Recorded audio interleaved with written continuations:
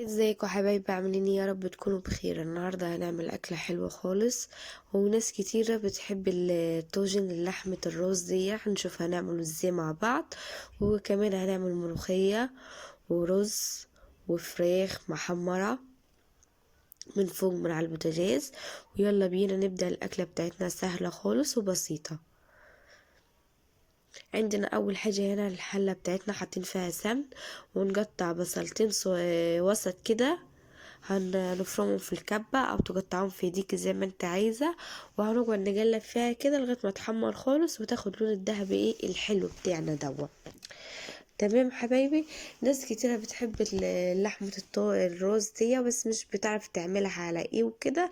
احنا هنشوفها مع بعض هنعملها ازاي بطريقة سهلة خالص وبسيطة لمحبين لحمة الراس طبعا اللي بياكلوها. هنشوفها هنعملها ازاي. هنا خلاص التومة بتاعتنا البصلة بتاعتنا خلاص صفرت. هننزل بمعلقة توم زي ما مولفين طبعا.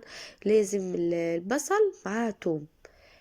هنقلبها حلو كده خالص لغاية ما تحمر. وما تحمر كده بالبصل والثوم، هننزل على طول بالطماطم بتاعتنا. الطماطم بتاعتنا نكون غسلينها حلو خالص وعصرينها مصفينها. تمام. هنقلبها كده حلو بالبصل ونسيبها تتسبك شوية. ماشي يا حبايبي. ما تنسيش تشتركي في القناة وفعل الجرس ودوسي لايك عشان القناة تكبر بيك يا حبايبي. هننزل بعد كده بملح. هنحط ملح، معلقة ملح صغيرة، معلقتين ملح صغيرين، ومعلقة فلفل اسود صغيرة. وهنقلبهم حلو خالص، وهنسيبهم طبعا يغلوا ويتسبكوا حلو.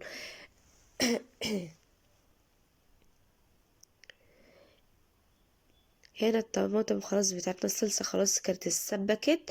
عندنا اللحمة هنا كنا سلقينها الأول، يعني احنا ما حطيناهاش نية، يعني احنا سلقناها حلو خالص. وبعد ما سلقناها حلو طبعا كسلقة عادي بمية وبصل وتوم بس و... وطماطم. سلقناهم حلو خالص لغاية ما استوت حلو.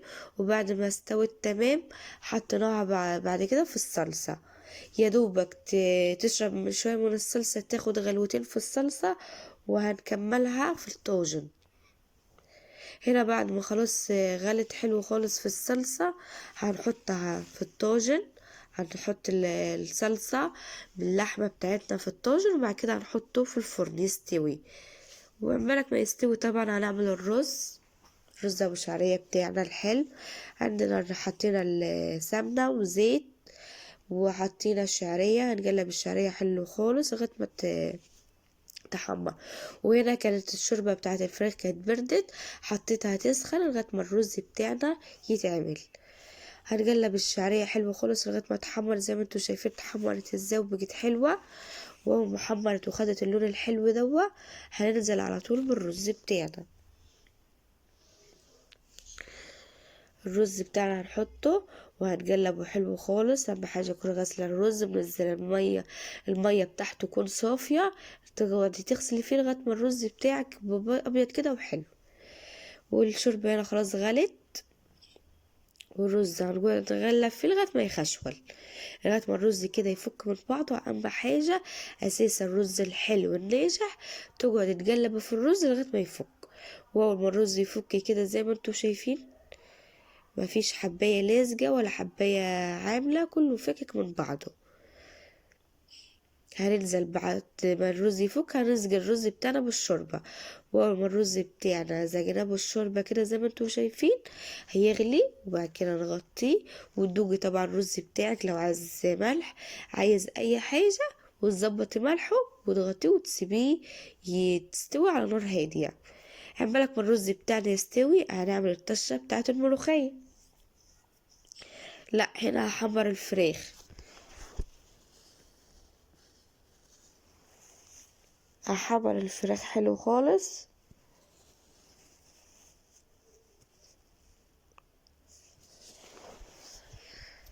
هنحمر الفراخ عمالك ما الرز يستوي.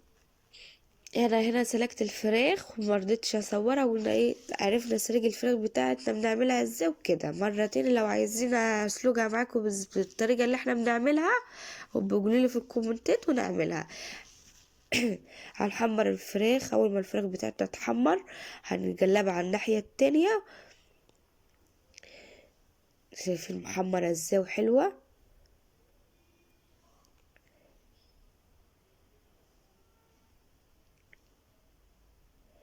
ما تنسيش يا حبايبي تشتركوا في القناة وفعل الجرس ودوسوا لايك. الفراخ بتاعتنا خلاص حمرت وبقت حلوة. هنطلعها ونعمل الطشة بتاعة الملوخية. الطشة بتاعة الملوخية حطينا معلقة سمنة حلوة كده كبيرة، وهنحط التوم بتاعنا كنا مفصصينه ودجينه حلو، وهنقلبها حلو كده خالص لغاية ما تحمر وبحلوة. وعندنا كمان الملوخية بتاعتنا تقيلة، لازم يكون الملوخية تقيلة كده زي ما انتوا شايفين وحلوة. هنسيبها تغلي وهنحط على التوم بتاعتنا شوية كزبرة كده حلوين، معلقة كزبرة كده عشان تخلي التومة بتاعتنا حلوة. كل ما تكتر في الكزبرة كل ما التومة بتاعتك مفحفحة كده وحلوة.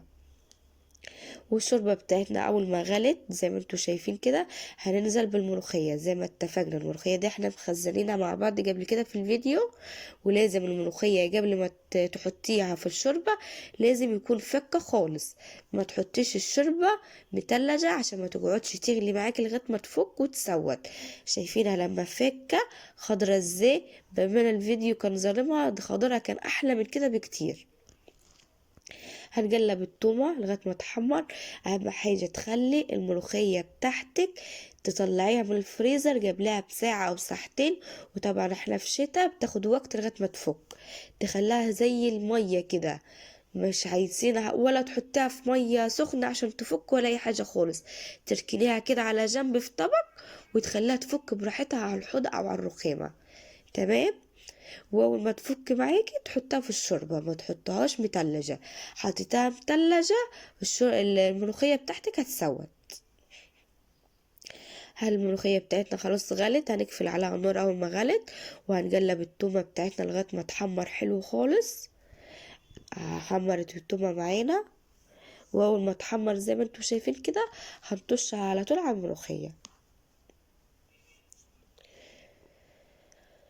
هنطش التومة الطشة بتاعتنا الحلوة كده هنطشها، وهنقلب الملوخية بقى شوية ملوخية زي العسل.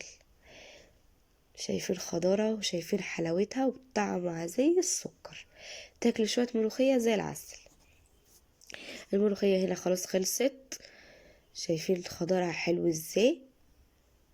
وعندنا الرز خلاص استوى وبيجي حلو، مش معجن ولا لزج في بعضه ولا اي حاجة خالص.